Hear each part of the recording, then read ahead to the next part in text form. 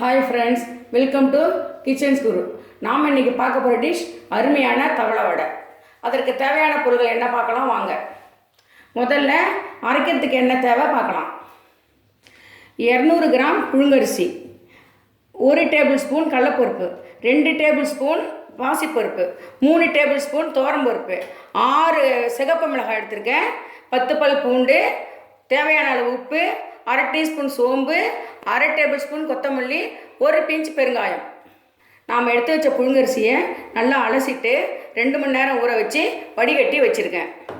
நாம் எடுத்து வச்ச கடலைப்பருப்பு, துவரம்பருப்பு, பாசிப்பருப்பு நல்லா சுத்தம் பண்ணிவிட்டு 2 மணி நேரம் ஊற வச்சு வடிகட்டி எடுத்து வச்சுருக்கேன்.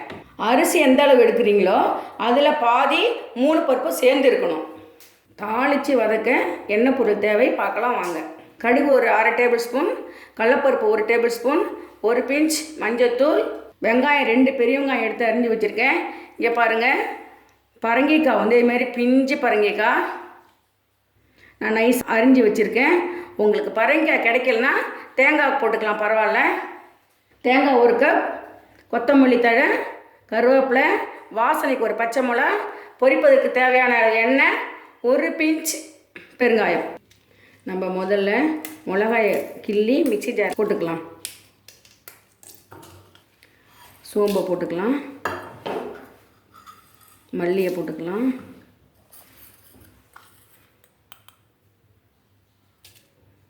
போட்டுக்கலாம், 1 பிஞ்ச் பெருங்காயம் போட்டுக்கலாம், பூண்டு போட்டுக்கலாம். இது எல்லாத்தையும் சேர்த்து ஒரு ஓட்டிக்கிட்டு அப்புறம் ஊற வச்ச அரிசியும் பருப்பும் சேர்ந்து நம்ம அரைக்கலாம்.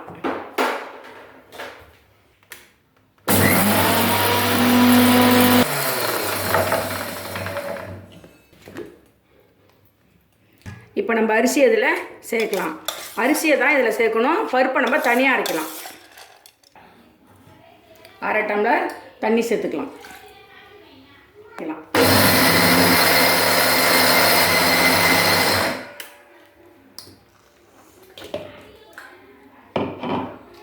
இன்னும் கொஞ்சோண்டு தண்ணி சேர்க்கலாம்.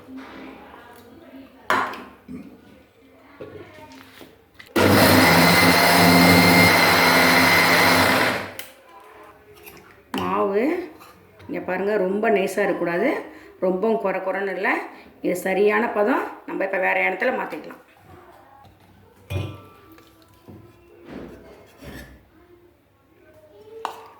பருப்பை மிக்ஸி ஜாரில் போட்டு அரைக்கலாம். இந்த அளவுக்கு பருப்பு எடுத்து நம்ம அரைச்ச மாவில் போட்டோம்னா நல்லா தெரியும் பருப்பு.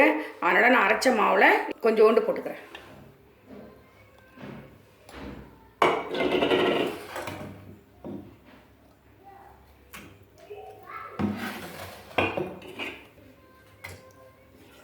கொஞ்சமாக தண்ணி ஊற்றிக்கலாம்.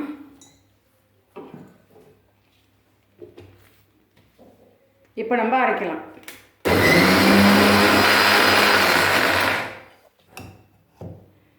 ரொம்ப நைஸாக இருக்கக்கூடாது, இந்த மாதிரி இருக்கணும், அப்போ தான் நல்லாயிருக்கும். இதை வந்து நான் இப்போ அரைச்ச மாவில் சேர்த்துட்றேன்.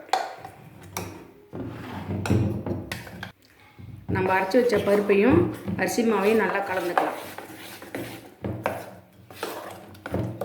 கலந்தாச்சு. இப்போ நம்ம தாளித்து வதக்கி போடலாம். நம்ம அடுப்பை பற்ற வச்சுக்கலாம்.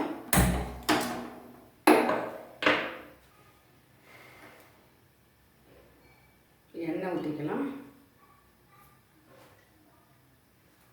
எண்ணெய் சூடு எடுத்தும் கடுகு போட்டுடலாம்.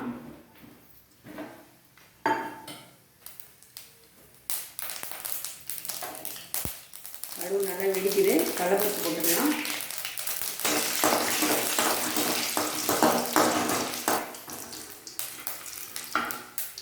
கடலைப்பருப்பு நல்லா செவக்கணும். செவந்துட்டு நம்ம வெங்காயத்தை சேர்த்துக்கலாம்.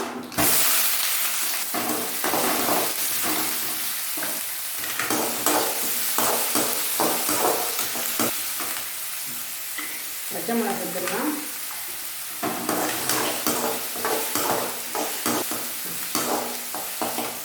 இப்போ பரங்காய் சேர்த்துக்கலாம்.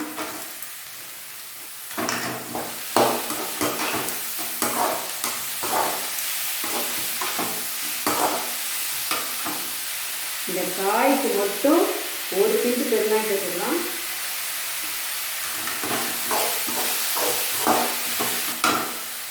மஞ்சள் தூள் சேர்த்துக்கலாம்.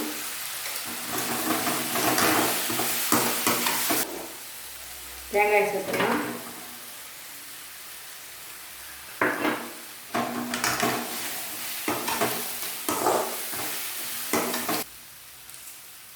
இப்போ கருவேப்பிலையும் சேர்த்துடலாம்.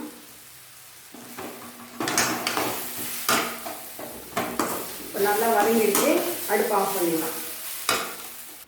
இப்போ வதக்கி வச்ச காயை நம்ம மாவில் சேர்த்து இப்போது கொத்தமல்லியை நம்ம கிள்ளி போட்டுக்கலாம். கொத்தமல்லியை கத்திரிக்கோலால் கட் பண்ணி போடுறத விட கிள்ளி போட்டால் தான் வாசனையாக இருக்கும். இப்போ கொத்தமல்லி போட்டாச்சு. இப்போ நம்ம நல்லா கிண்டி விட்டுக்கலாம். நீங்கள் டேஸ்ட் பண்ணி பாருங்கள். உப்பு மட்டும் உங்கள் தேவைக்கேற்ற மாரி போட்டுக்கோங்க. இப்போ நம்ம வடை எப்படி பண்ணுறதுன்னு பார்க்கலாம். மாவு ரெடி ஆகிடுச்சு. தவளை வடை சுடலாம் வாங்க. ஒரு கெட்டி வானலில் எண்ணெயை ஊற்றி சூடு பண்ணிக்கோங்க. எண்ணெய் சூடேறிடுச்சா பார்க்கலாம். எண்ணெய் சூடேறிடுச்சு. நம்ம இப்போ வடை சுடலாம்.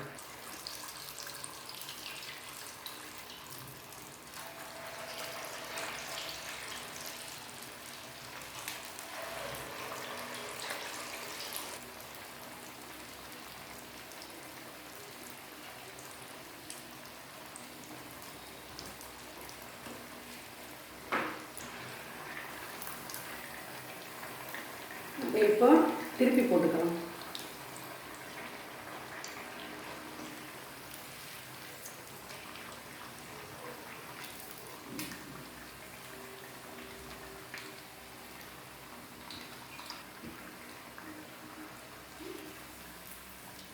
இப்போ சலசலப்பு அடங்கிடுச்சு.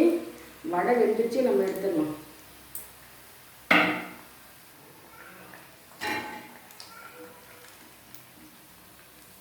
நல்லா பொன்னிறமாக எடுத்துக்கணும்.